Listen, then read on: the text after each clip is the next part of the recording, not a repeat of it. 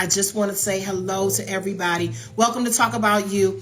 I am USA Fibroid Centers Ambassador Kim Lee King. I'm so happy to be here. So happy that you guys decided to join us. Yes, darling. I have Tambra Cherie in the building, you guys. A full-time interactive media personality. She is poised. She is personable. And she is a TV and personality for entertainment news, a correspondent, an author, an entrepreneur.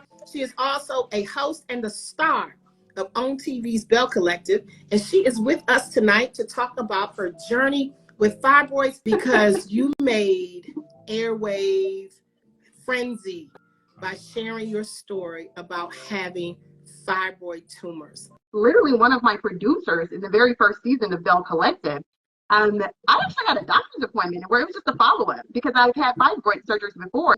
My producer literally asked me, she was like, well, if you don't mind, what are you going to the doctor for? And I told her, I was just, no, it's a follow-up. Yeah, it's a follow-up appointment about my fibroids. I was just talking to her casually. She's like, that's the part of your story. That's the part of what you're going through. And I was like, yeah, it is. I was like, yeah. And that's how it came about, honestly. And it was when I told her, and she was like, would you mind sharing? And I said, no, it's something that, I've dealt with. I've been dealing with it since my 20s. And, I kind of dealt with it by myself. And back when I was dealing with it in my 20s, I didn't really talk about it. I didn't know anyone who had gone through it. I did not meet people that had talked about it or gone through it. I just start the conversation. Then you realize how many women it affects right in your circle. I did not have the heavy bleeding. I did not have the painful periods. I did not. So that's why for me, it is important for women to know that, because I was on a trip in Miami, Florida, coming back like it was yesterday, coming back from Florida, Miami, having the time of my life. My size hurting, maybe it's something maybe it's something, okay, cool.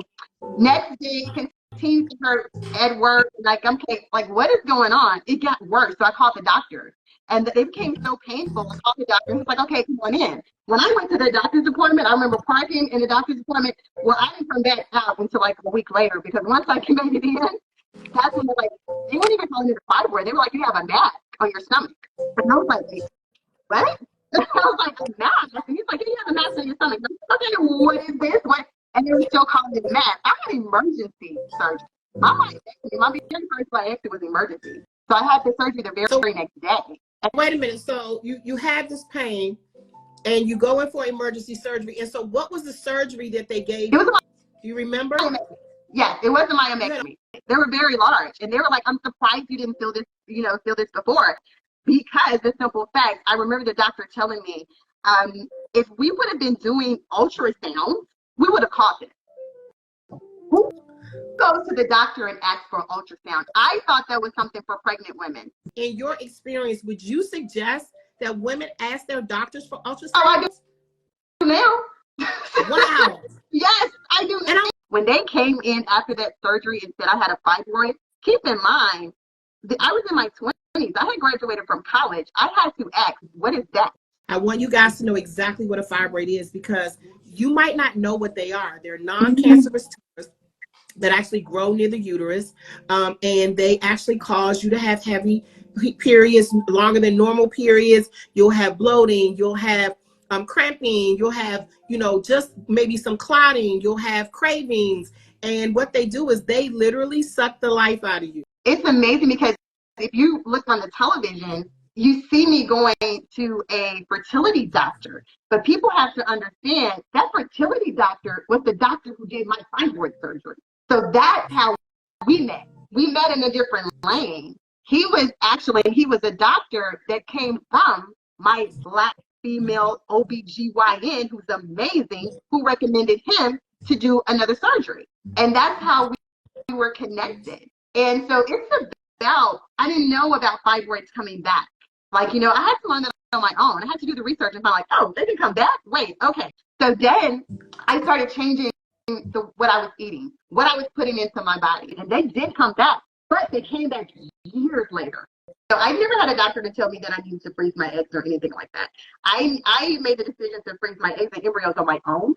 The risk of a surgery, when you're dealing with your uterus and fibroids and all that, there's a risk with every surgery. period. I've never heard one person tell me that they froze their eggs to proactively save and preserve, you know, the opportunity to have life, to birth life. Like, that's so dope to me. Like, I just want you to know. Like, that's really you. But that was a part of me during the research. And keep in mind, I did this after my second surgery. You had one fibroid. That's the big one. You didn't know about it. They removed it by way of myomectomy. The second surgery you had, how many? The second one, I was able to do the robot where they just go, it was more, I didn't have to have myomectomy. They moved, I think it was about 8 or 9 during that type of procedure. And okay, then so you did a robotic procedure. Yes. Okay. Yes. So that was 8 or 9 fibroids. Then the Correct. third time they come back again with a vengeance. And they're like, okay, little cutie pie, we gonna get you. And so you had 39. In that process, did you have any indication physically that you had fibroids? Yes, I did. Because keep in mind, I was getting ultrasound. I was staying on top of it. I was very proactive. And initially they said they initially thought it was 3 or 4.